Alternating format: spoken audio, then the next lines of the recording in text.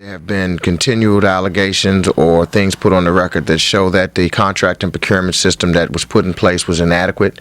In some cases, there was an RFQ and not an RFP, a request for a quote, qualifications or a quote. And what they've done is said that they use that to then go forward and decide a vendor on a multiple contract who happens to have close political and personal ties to the mayor. And so that, while I don't believe anyone should be disallowed from doing business, I do believe everyone should come through a process that is fair, transparent, and what we have learned is far from that. The other thing is, well, I'll tell you what the Attorney General said here last week. He said, look, we're not the first ones who did this. It was happening for 10 years. The Williams administration did it before us.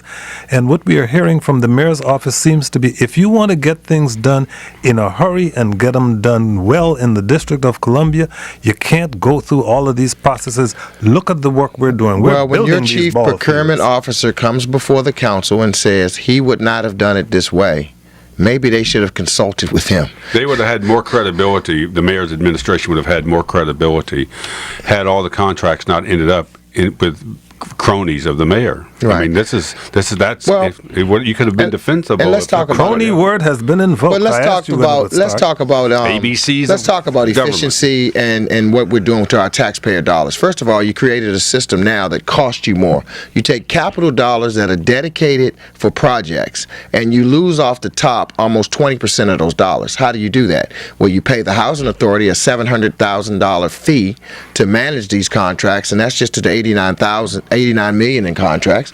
And then you have this political connected person become a contract manager to manage construction contract people who have, in most instances, 100 times more experience than him. So how are you going to justify to me that we're going to take this contract manager and tell someone like, for example, a Clark Construction that I know more about construction than you? It was just giving a piece of the action. He's getting a piece of the action. So I'm sitting here, that costs the citizens. And then the fees for these are taken out of capital dollars, which means we pay 30 years of interest because it's money we borrow.